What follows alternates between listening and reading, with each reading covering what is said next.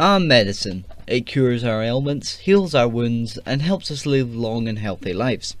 This hasn't always been the case. In ancient Egypt, citizens used to rub ground mouse paste on their teeth to cure toothaches, whilst in medieval England, people used to rub, well, half a mouse on their feet to remove warts. Now, I'm noticing a slight theme of mouse cruelty here, but anyway, today I'm going to explain just how weird medical professionals can get with their cures.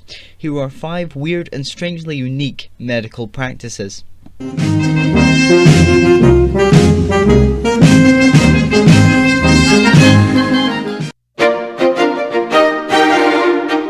As you can imagine, life in the Middle Ages, or medieval ages, was a tad unpleasant. From the religiosity of the law to sickness round every corner, there was no shortage of strange and wacky things in society.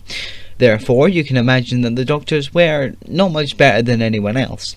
One example of doctors' general malpractice is the theory that like cures like. So when the Black Death swept across Europe, many people thought that it was caused by a bit of iffy wind, and their solution to this was to fart in a jar. Now, you heard me correctly. This was their proposed solution to the Black Death. Doctors urged people to do this, then store the fart in a jar on the shelf until the Black Death swept through their neighbourhood, when they were supposed to take a whiff of the jar to cure themselves. And I'm sure you can imagine this didn't do anything.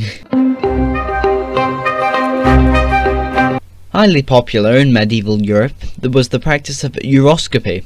This was where a patient's urine would be examined by a doctor. A medical professional would examine the urine for colour, smell, consistency, and even taste.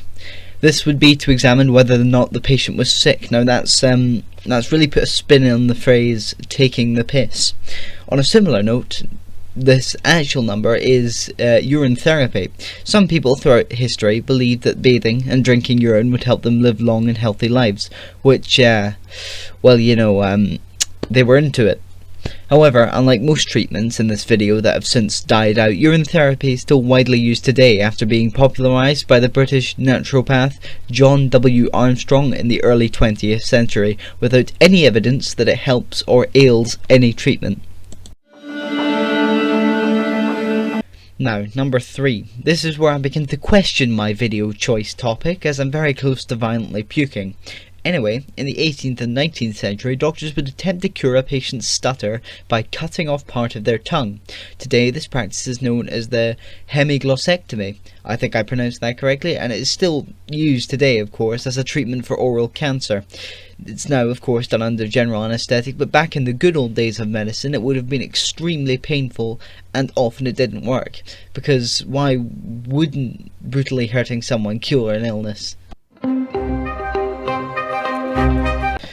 Now, back in the good old days of bad choice of words. Back in the days of Nazi Germany, the Nazi regime, Hitler was known for being a teensy bit of a hypochondriac. This wasn't helped by his doctors happily injecting his arse with different drugs, one of which was crystal meth. That's right, folks, you heard it here first. Hitler was a mad junkie. Apparently, according to many witnesses, this caused Hitler to remain awake and alert throughout the entire day.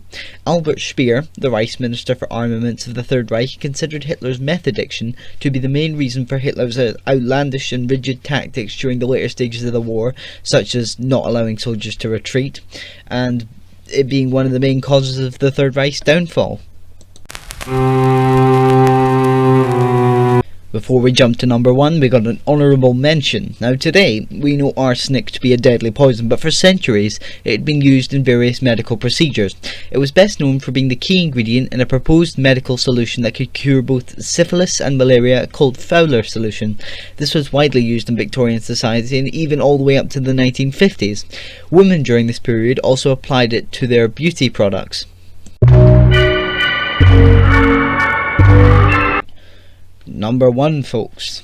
In the 1940s, if you were mentally ill, depressed, or just didn't fit into normal society for any reason, there was one answer: the lobotomy. The inventor of the lobotomy, Egas Monitz, who created the procedure in 1935, was actually awarded a Nobel Prize for his findings in 1949, although the reality was considerably less glamorous. A lobotomy operation consisted of rendering the patient unconscious for a short time via a series of electrical shocks to the brain. A nurse or doctor then jabbed an ice pick through the upper eye socket of the patient and piercing it through the skull using a mallet until it hit the brain. The ice pick was then wiggled from side to side in order to sever the connections to the person's prefrontal cortex, the part of the brain that's responsible for a person's personality, expression and cognitive behavior, decision making and social behavior in the limbic system. Doctors believe if you remove this section of the brain, patients will be cured of any mental illness, including anxiety and depression. Parents even started getting their kids lobotomized to fix their bad behaviour. Sometimes we know that today is ADHD. One of the youngest ever lobotomy patients, Dully, was 12 years old. However, lobotomies lost popularity around 1967 when people realised that shoving an ice pick through someone's brain was probably not a good idea, after one patient died of a brain hemorrhage during the operation, but they are still performed today in the most extreme of cases.